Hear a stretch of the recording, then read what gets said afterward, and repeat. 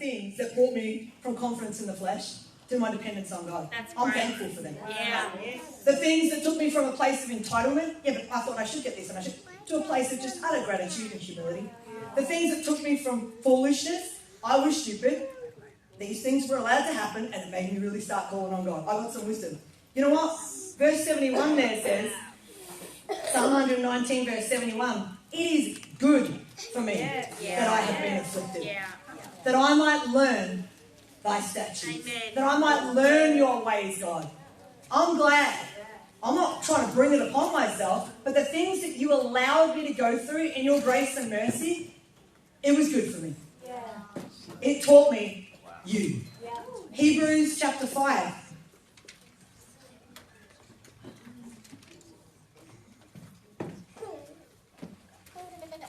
Hebrews chapter 5 and verse 8. Even Jesus, it says, though he were a son, yet he learned obedience by the things which he suffered.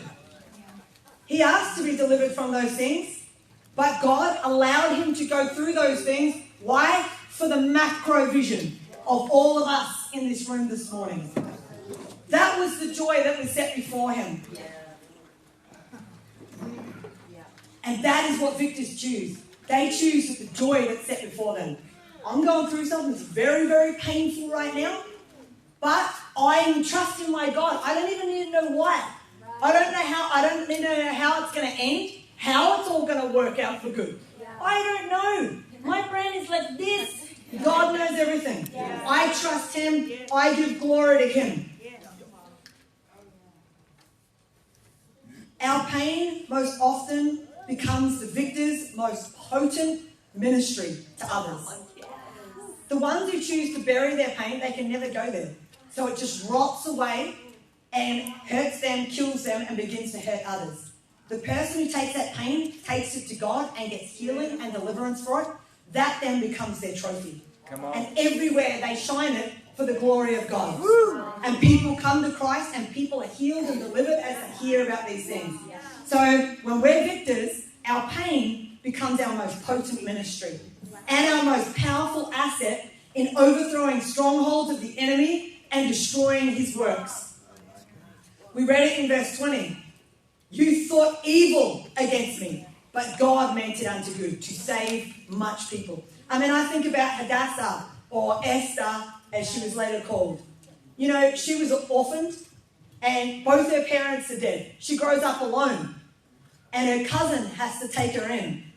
She, instead of remaining as a victim of, why did my parents die and I got deprived? All these other people, I see happy families everywhere, and every time I see a happy family, I'm like, God, why did you do this to me? I loved you.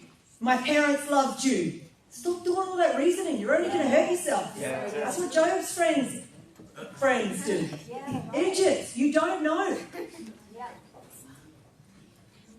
But if you've got macro vision, what you do know is God works all things together for the good.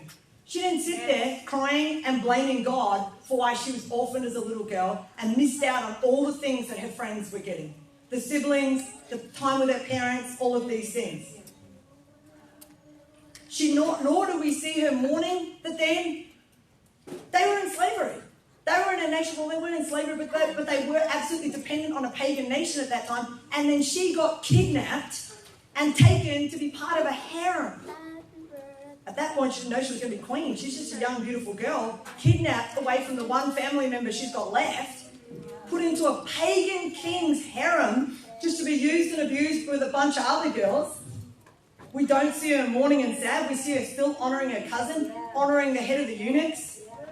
She arose, that woman, ended up arising and making victor choices. She went on to become the queen. Wow. But beyond that, she went on to save her people. Yeah. That's what always happens. Yeah. Victims die victims. Victors end up saving many others.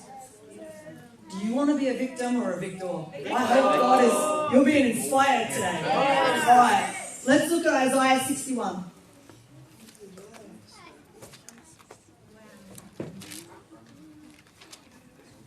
Isaiah 61. Victors, we just sang this, so I love that. It was so great. Victors give God their ashes. Yes.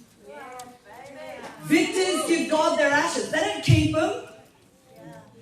Victors give God their ashes so that they might receive the beauty. Victors give God their mourning. It's too heavy for you to bear. Give your mourning to God that they might receive from Him His oil of joy. I mean, this is a good trade right here, right? Yeah. Ashes are a heavy weight. Yeah. That's death right there. Mourning is a heavy weight. The spirit of heaviness, which also in Hebrew means depression. Victors give God their spirit of heaviness and depression, that they might receive the garment of praise, which is what we were speaking about this morning when we started. Isaiah 61 and verse 3 says, to appoint unto them that mourn in Zion, to give them beauty for ashes, the oil of joy for mourning, the garment of praise for the spirit of heaviness, that they might be called the trees of righteousness, the planting of the Lord, that He might be glorified. Hallelujah. That's a victor verse right there. But you know what? God doesn't take it from them. No. Victors have to give it to Him. Right.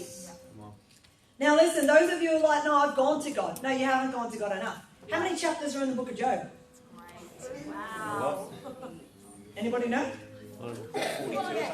Yeah, I'd say it's in the early 40s. That's a lot of chapters of Job going to God.